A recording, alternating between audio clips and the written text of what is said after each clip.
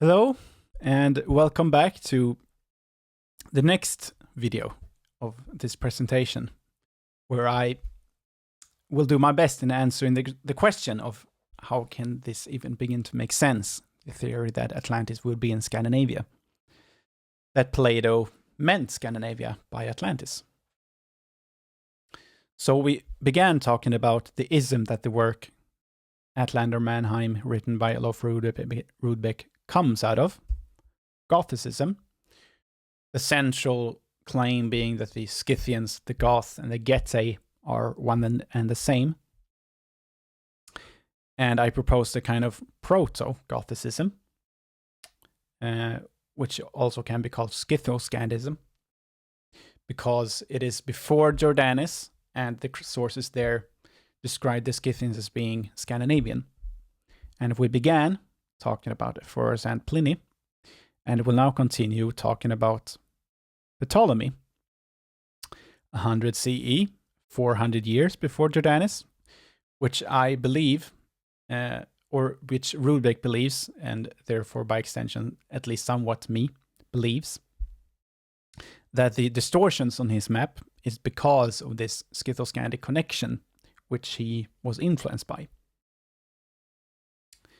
So his map is, when this understanding will be fully fledged out, the Atlantic argument will be, contours of it will be quite visible. So, and therefore say that this kind of blows the lid open of the whole Atlantic argument. And is actually, I choose to have this as one of the first topics because it explains a lot at the same time.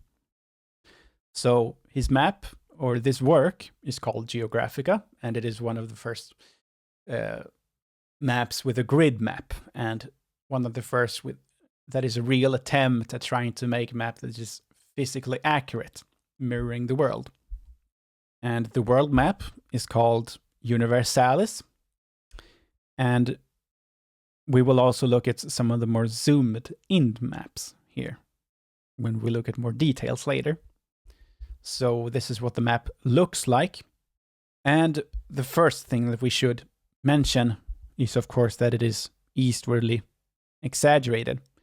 It looks like the continent should end here, right? But on Ptolemy's map, it does not. It actually continues indefinitely to the east like this. Also, that Scandinavia is, of course, almost completely missing. It's merely rendered as a small island here, right? And it is, of course, also southwardly extended like this. China and Tartaria is jutted indefinitely eastward. So, if you compare to a normal map, east of India, it of course does not continue indefinitely to the east and does not jut down eastward like this. We know this today, of course, but there was no way actually for Ptolemy to know these kinds of things. Before we explain why that is, why it became so eastwardly exaggerated, we have to talk a little bit about the general limitations that were in Ptolemy's time when it came to map making in general. So he, of course, could not physically copy the world as we can do today. It was mostly text-based. Where it was the least text-based and mostly copying was the Roman Empire and the Mediterranean area, right? As soon as the map making was outside of these areas, it was mostly text-based. And the map making was conceptual in nature, both the concepts in the texts and Ptolemy's own understandings of the texts, right? It was the map was not a physical copy, but just a projection of these texts.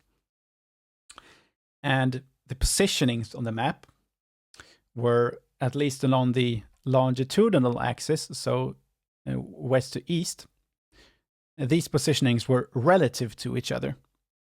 So, for example, if there was a central piece like a capital or a mountain, the other things were placed relative to it. So, for instance, if there was a people who described themselves as being 3 days travel to the east of this mountain, then he tried to estimate how far would 3 days travel be in that geographical area.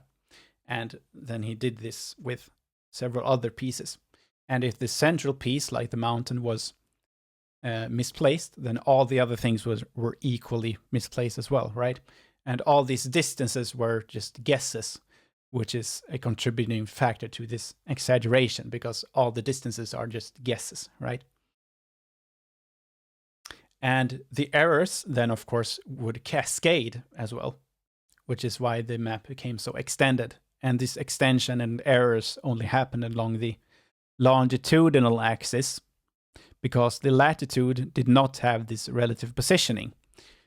The positioning along the longitude were made by grades, because there actually is a natural and easily observable natural phenomena which was often reported in the texts, which determines your latitude, your degree. And that is the longest day of the year, the amount of sun hours that day has. That determines your latitude. And this was often reported in the texts. So the latitude is often quite correct, actually. And the longitude is the one that is quite problematic, and where the error cascading happened. So Rudbeck's solution to this was to move everything 50 degrees to the left, for reasons I will not explain here, because it is not always actually correct. If this is Moscow or Torokora, it should actually be moved almost 100 degrees to the left, right? Rudbeck moves it 50 degrees to the left, and Otorokora is, by, I think most scholars agreed to be Moscow. Otorokora being a kind of Latinization of the Swedish word Östergård, or Easter garden, the garden in the east, right? So I said that there were central pieces and other things placed relative to it. Why things, if you move Moscow to 50 degrees to the left, you should move everything else 50 degrees to the left as well, right? By logic. So Rudbeck actually moves this whole border here. This is the Russia-China border, according to Rudbeck. There are several interpretations of this. This border 50 degrees to the left, like this. So that the Russia-China border is here. And this is the historically accurate Russia-China border in the 100 years after Christ. This is what the map should look like. But the mistake that Ptolemy made, according to Rudbeck, is this. That most of the Scandinavian place names were scattered into the mainland in the east, here, because this is where Scandinavia connects into the mainland. Scandinavia is a peninsula, right, in reality, and connects via the peninsula into the mainland, into the east. But in antiquity, geographers thought of Scandinavia as an island, which we will show several examples of. It was quite commonplace, the main conception of Scandinavia. So he heard that a few of the inhabitants of Scandinavia were part of an island, and these few became then this small island here, rendered on the map. And the rest of the place names he heard were connected to the mainland in the east. He therefore misinterpreted as being literally in the mainland in the east, here. He thought that they were not part of the island, because he thought of Scandinavia as an island. This is Rudbeck's opinion and theory on what happened on this map. And he believes that the famous Emaus Mountains became the delineation between Scandinavia and Russia, because there is a mountain that delineates Scandinavia and Russia, being the Riphean Mountains. This is also a Rudbeckian conception, but I will show this, how this conception works later on. And this Riphean Mountains in this instance became the Emaus Mountains instead. And Rudbeck believes that the Emaus Mountains is the Scandinavian mountains, as I said, the place names, Ptolemy knew of the Scandinavian place names. He just didn't know what to make of them physically on the map. So he knew there was a Scandinavian mountain. He just didn't know what to make of it, but he knew that there was a mountain between Scandinavia and Russia. So he made the Scandinavian mountain, that delineation, according to Rudbeck. So most scholars do not believe that it is the Scandinavian mountains, but actually the Ural Mountains, which makes sense, right? Because the Ural Mountains are geographically more close to the Emaus Mountains and have kind of the same shape, going down like this. And Ortelius, a contemporary with Rudbeck, he connected it to the Tauric Mountains in Turkey, which makes a kind of similar shape, right? Going down and then hooks into the left, like the Emaus Mountains do.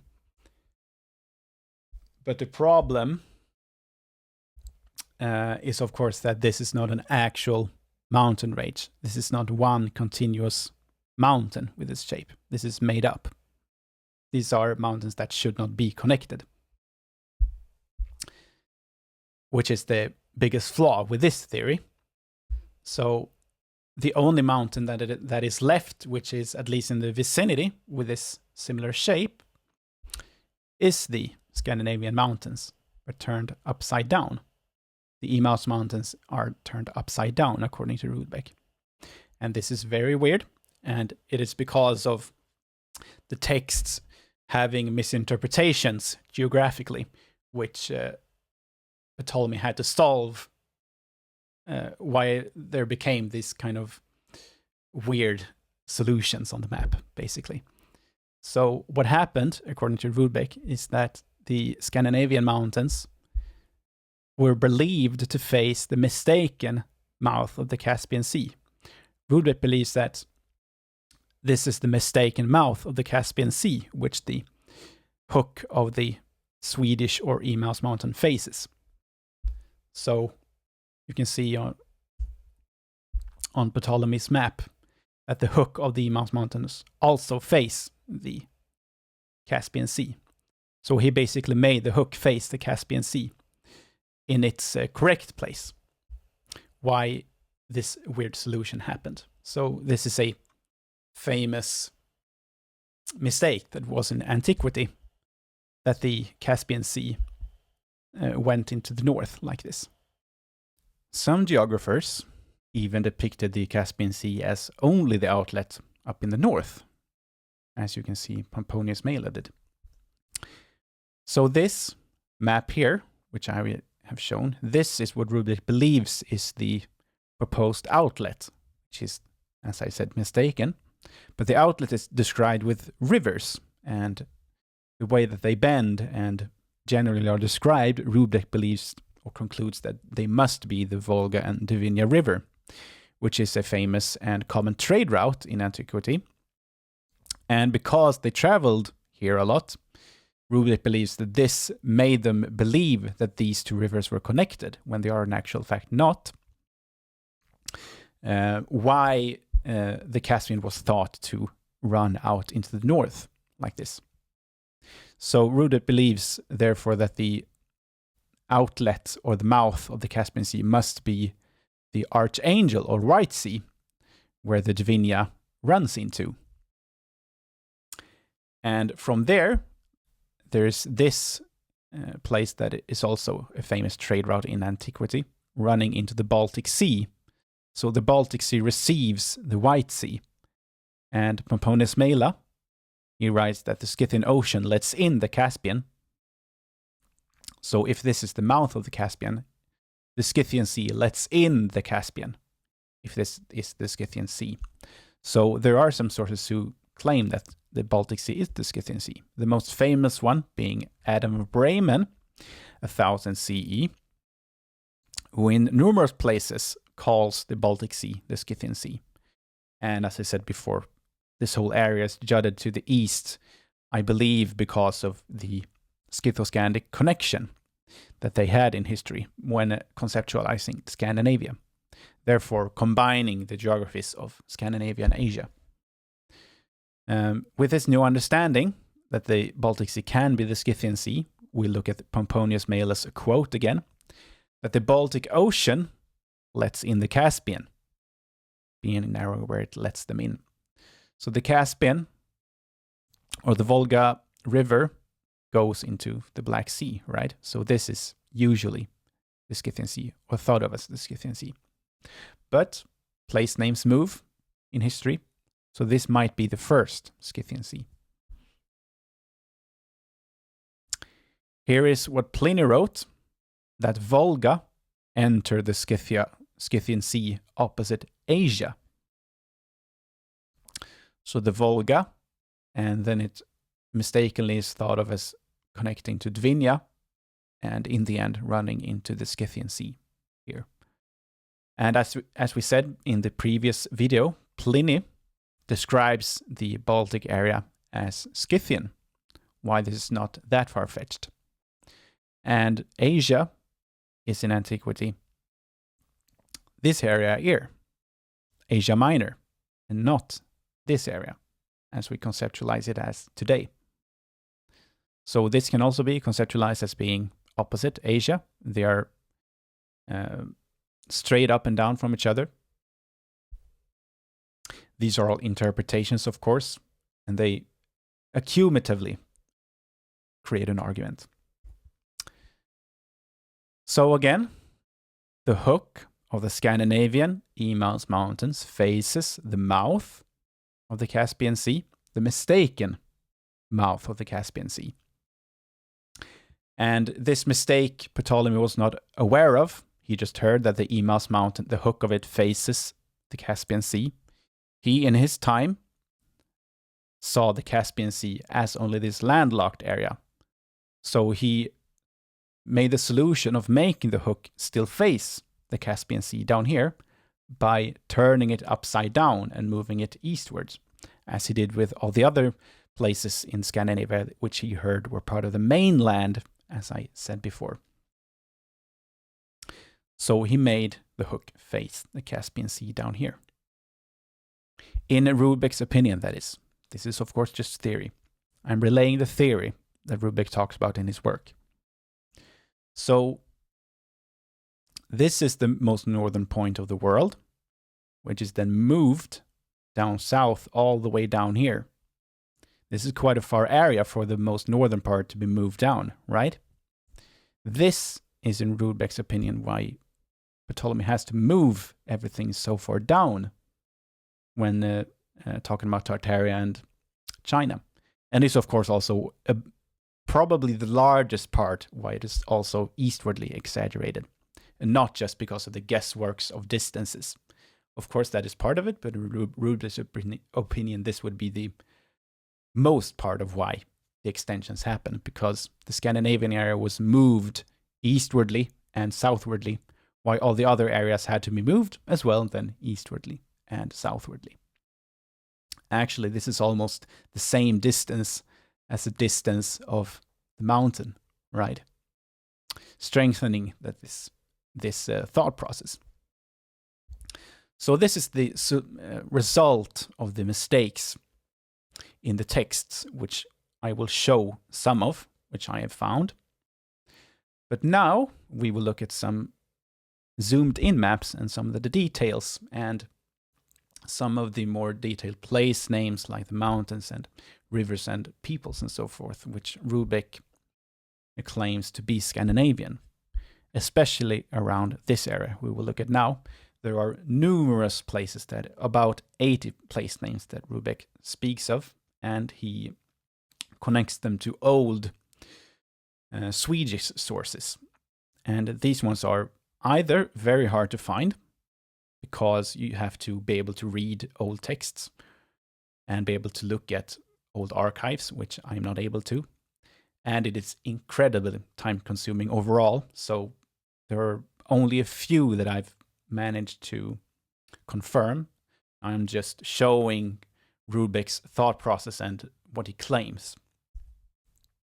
So these are the maps that we will look at. Asia number 7 in this area. Asia number 2 in this area, approximately, and Europe number 8 here around the Scandinavian peninsula, or island, I should say, in this map. So we begin with Asia number 7. It's a zoomed in map, as I said, still Ptolemy's map.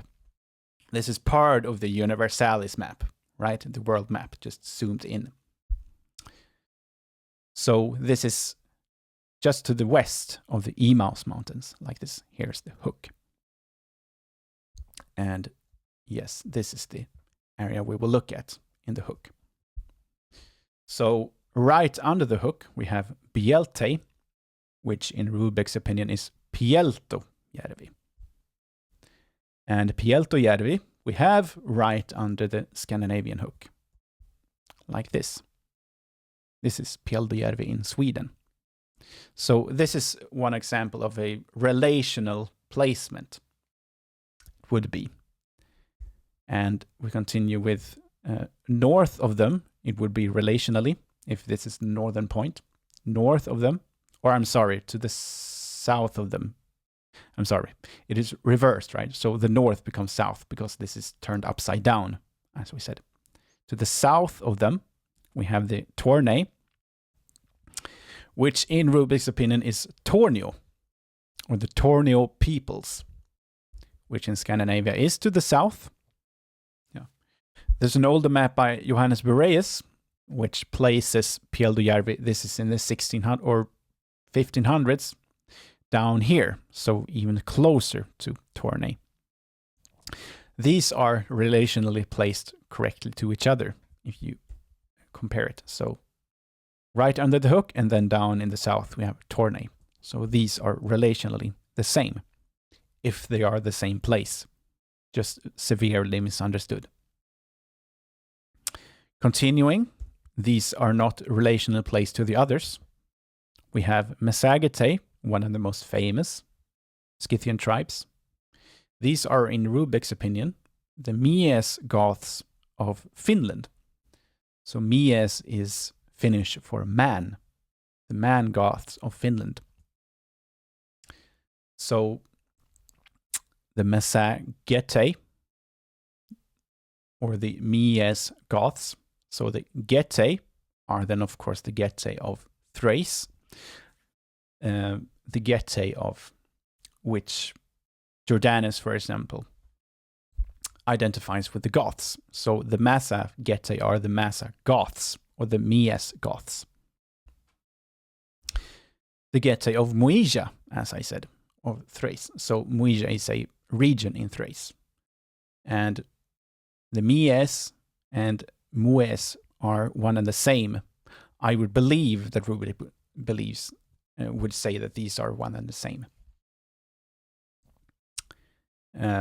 So Mies means man, as I said, and man is like a cultural term for soldiers, according to Rudbeck. For instance, Germans, he believes, are Geir, which is an old Nordic term for war, thereby guerra in Spanish for war. And Geir man then means a war man or soldier, that is. And we also have, of course, the title of his work, Mannheim, which is the home of the man being a title for the king in ancient times in the Nordic region, according to Rudbeck. So the Finnish culture is very much so connected to the Swedish culture, and there they use the Finnish word, mies, instead. So Riphean in Laponia, this is the earliest description of the Sami people, which is the indigenous people in the far north in Scandinavia. In his work, he says that the first leader of the Finnish people is called Mies Kogish, which then means Mies, man, king. Kogish means king, the man king. This is the first leader of the Finnish people. Tacitus, when he describes Germany in his work Germania, says that the father of the German people is Manus. And Manus is, of course, just a Latinization of the word man. And as I said, Moesia, the region in Thrace. would then ostensibly be Land of Man, the Finnish variant of Mannheim. And these are the same people as the Massagetæ, according to this framework. And then, continuing on Ptolemy's map, we have the Sacae, which Rudbeck believes are the Saxons, also from Scandinavia. He places them quite far down in Scandinavia. This is quite far down. I don't know very much about them at this point. He hasn't mentioned them very much in his work yet. I've read the first 2 books at this point. So Michael Tessarian, in his work, Irish Origins of Civilization, says that Saka, these are the same, Saka, meaning Scythians, is the root of the word Saxon. So he believes that the Saxons are the Saka. The Scythians and the Saxons are one and the same. Tessarian believes. Rudbeck would have it the other way around, that Saxon is the root word of the word Saka. But the main point here is then that these are connected and are the same tribes. One is the offshoot of the other. And now we are done with this map, and we'll continue with Asia number 7. This is also just to the west of the Emaus Mountains. And I will go through this a little bit quicker, just to show the claims that Rudbeck makes, right? So he says that the mountain of Suebi should be Sivo, which is, of course, the name for the Scandinavian mountains. And continuing, we have Tapurei, which Rudbeck believes is Torpajaur. And this he also finds in Johannes Schaeferus' Laponia, which is, again, the first major description of the Sami people in the north of Scandinavia. They are the indigenous ones there. There's a county there called Torpajaur. And continuing, we have Anarei, which Rudbeck believes to be Enara by Enara Träsk, which is far in the north of Scandinavia here. And then we have Europe number 8, which is, as I said, right by the Scandinavian island. This is what the map looks like. And just to show how numerous the place names are that Rudbeck interprets as Scandinavian. I will show all of these, but can't explain all of these. I will now just show these 3. So they are the Finni, the Gitones, and the Cronus Fluvius. As you can see, to the west we have Gitones, and then to the east we have the Finni, and then more to the east we have Cronus Fluvius. And they are in this order. Gitones, Rudbeck believes, is the Jotuns, or the giants of Sweden. And then to the east, Finni is obviously the Finns. And then to the east we have Cronus Fluvius. So Rudbeck believes that Cronus is the Cronian, which is, in his opinion, the term for the White Sea again. This will show up in further places further down the line when I continue talking about Ogygia, for example. And in Pliny as well, actually, which we will see in this presentation. So Cronus Fluvius means the Cronian River. So he believes that this is the river of the Cronian Sea. So this would then be the White Sea, as he believes the Cronian is the White Sea. So these would then be relationally placed correctly by each other with this understanding. And continues like this with like 80 place names, as I said. This will be a whole presentation on its own when I've come that far in digging in old sources and such. Many places, unfortunately, I believe, cannot even be confirmed today. Probably many of the old sources are gone, these 300 years later. So, these are the place names. And now I will begin talking about a finding that I've done when I tried to find a solution to a problem in Rudbeck's work, and I call it motis under Svitjod. So, motis on Ptolemy's map, motis I should say is the Sea of Azov, above the Black Sea. I call it motis just because this is how it's referenced in all the historical texts. Motis, or Sea of Azov, I will say motis, is on here on Ptolemy's map. Here. This is motis on Ptolemy's map. And as you can see, it is right under Finland. And this movement from about here to here is because of jumblings of place names. And it is these two. The Tanais of the Black Sea, the river, and the place name of Buges, which is both a river and a lake. So there is a Tanais in Motis, but there's also several Tanais in Sweden called Tannes or Tana. And these two are jumbled as well, the Buges. And this Buges is in Pliny. I will get to this. First, we will talk about this jumbling of the Tannes River. So the jumbling probably comes from Ynglingasagan, from the Edda, the mythological texts from Scandinavia. So it says that north of the Black Sea spreads Svitjod the Great. And Svitjod the Great should then here actually be understood as being Scythia. This is even the opinion of these writers. Svitjod the Great is the classical Scythia Magna here in this text. And Svitjod, for those of you who don't know, is Sweden, specifically this area. And this is actually quite important that it is specifically this area. I will come to that point soon, why this is important. But Svitjod is Sweden. And Sweden is Scythia in Ynglingasaga.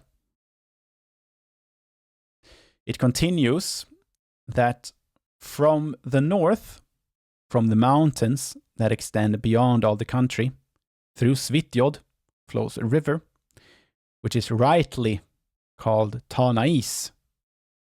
She was formerly called Tanakvissel and so on. It flows into the Black Sea. So from the mountains in the north of Sweden, or Svitjod, there's a river called Tanais which flows into the Black Sea. So from the north of Sweden, directly into the Black Sea. If you just go by the text here, or this text has made a mistake, right? It says that a river in Sweden called Tanais flows directly into the Black Sea. This is a jumbling of place names.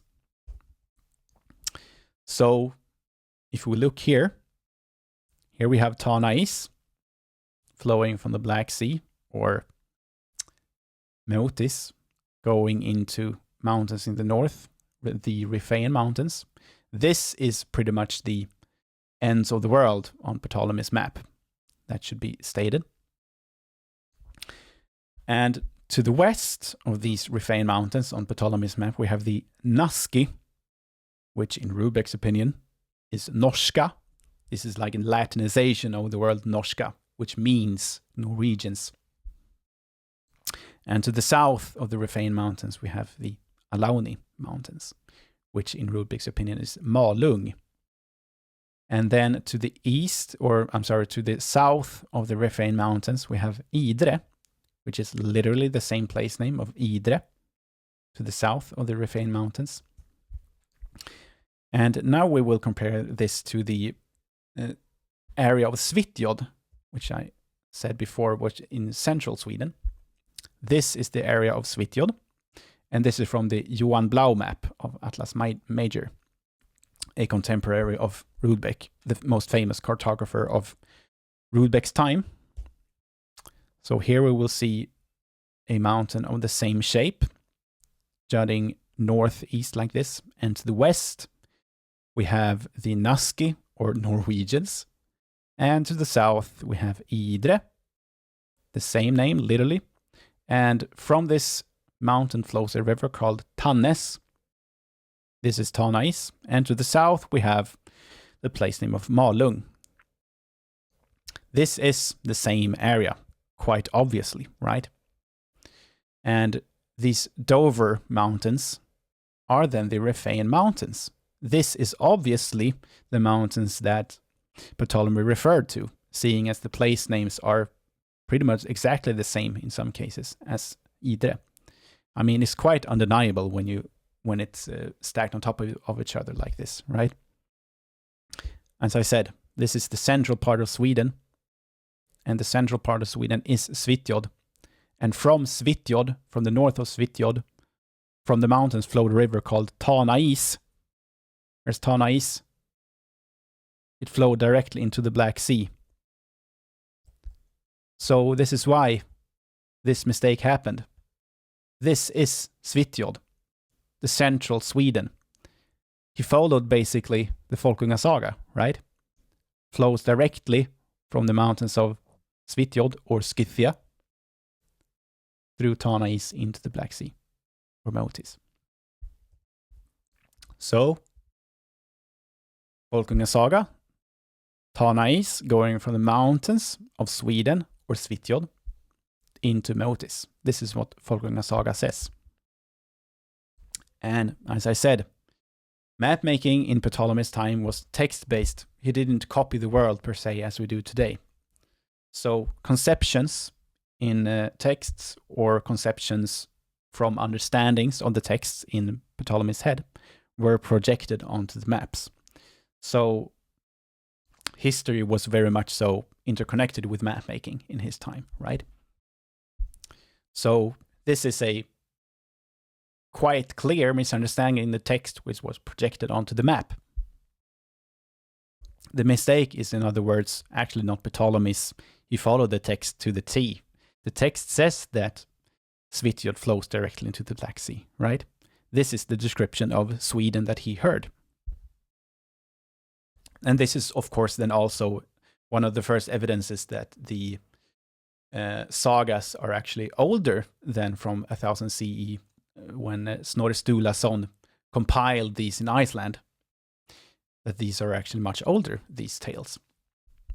At least from Ptolemy's time, but probably even older than him, right? So the misconception why the Riphean mountains were placed where they were, and why the Scandinavian place names were moved into east, is at least from one point from this misconception in the Folkunga saga, where Tannes of Sweden is jumbled with Tanais of Motis, making Sweden seem like it ought to be connected to the Black Sea via Tanais, because this is the description that was handed to Ptolemy, probably, right? So now we will look at the second merge, why the Motis was moved so far up north as it was. And this is the merge of Buges, and with this merge of this place name, we will see why it was placed the distance it was. So Buges is in Pliny's texts either a lake or a river. So the place name of the river is by modern geographers not found by them. This river of Buges has not been identified by modern geographers, and this is from the Bostock and Riley edition, the modern one, in Project Gutenberg. So they could not find this Buges river. And I find it actually kind of funny, because if you just type in Buges or Bug into Google, you find it here, to the east of Poland. It is actually not very hard to find. Ostensibly, I guess it's because they don't want the Scythians to be described in Europe, because Pliny describes to the north of this Buges Scythians, right? And they conceptualize the Scythians as having must being in Asia, and definitely not in Europe.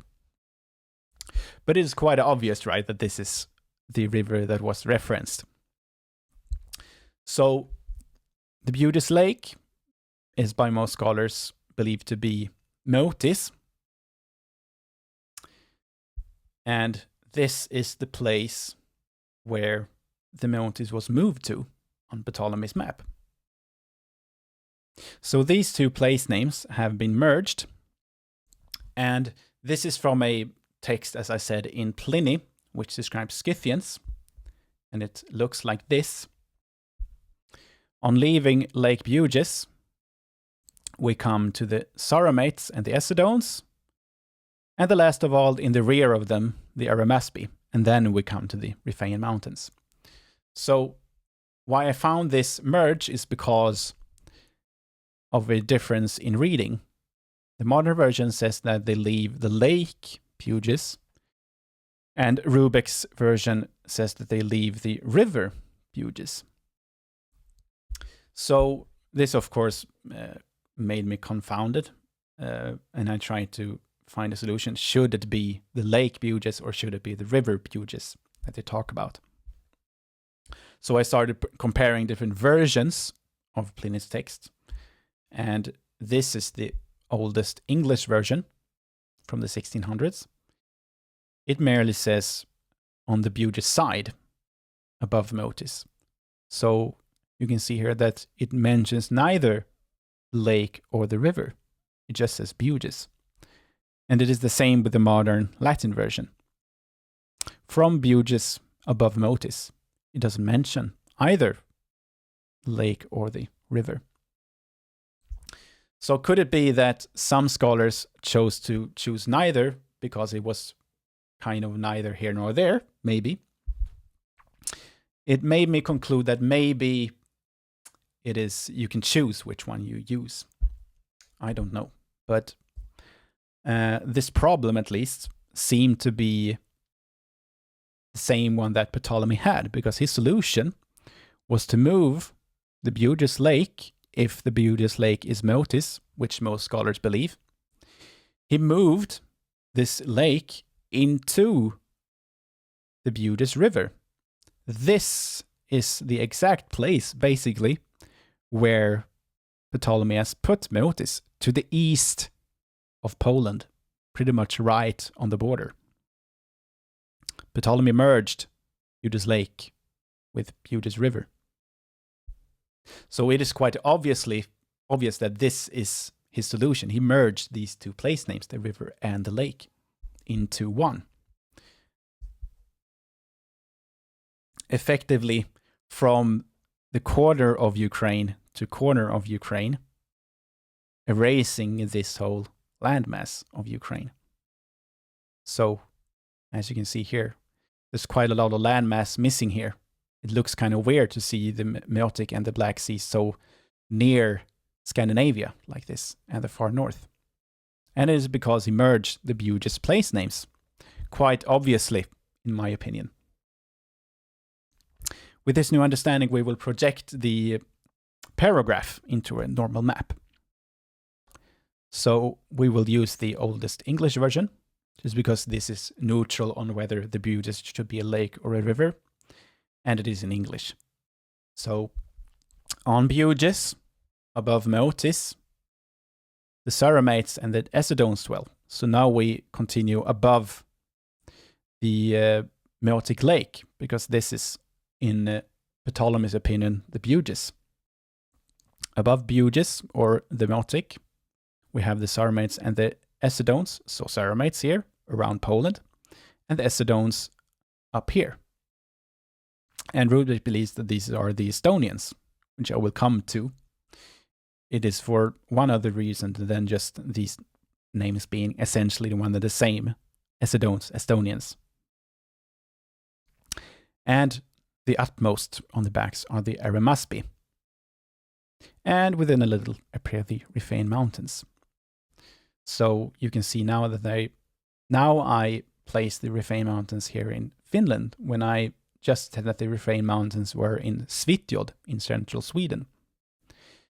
these are the two Riphean mountains that Rudbeck believes are described, and that the ones here further down south in Sweden are the later Riphean mountains, and that the original ones are up here, the place they fled to after the flood, up here. This is a projection from this understanding of the merging of the beauteous names, moving the Black Sea up here.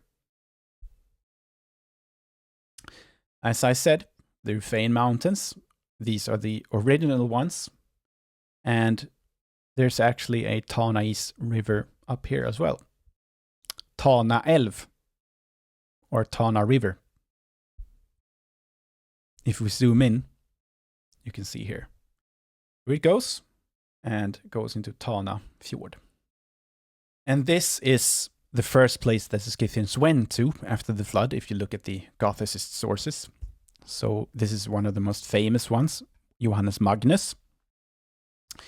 He wrote in History of all the kings of the Geats and the Swedes that Magog, the king of the Scythians, had his first rule in Finland. So Finland is this farthest north point of Scandinavia.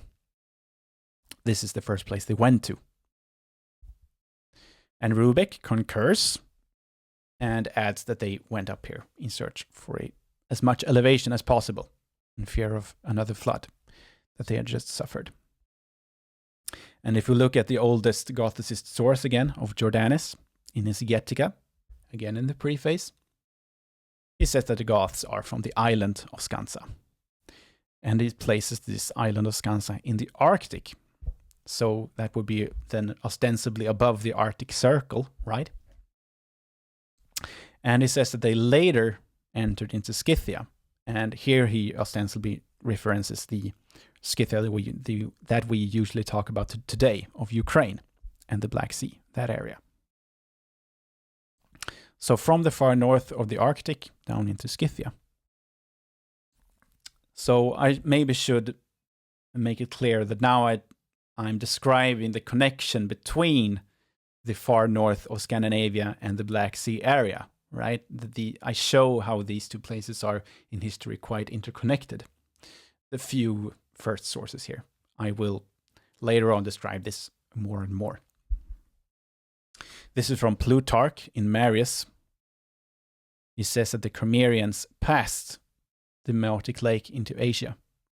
I put from the in brackets because this is not literally what the text says, but interpreted. In the literal translation, it just says that they passed the Meotic Lake into Asia, not from the Meotic Lake into Asia. And most lived at the confines of the earth, meaning, of course, then the Arctic regions of the outer sea, which was shaded, wooded, and wholly sunless. The Arctic area is very dark, right? This is very famous for being so.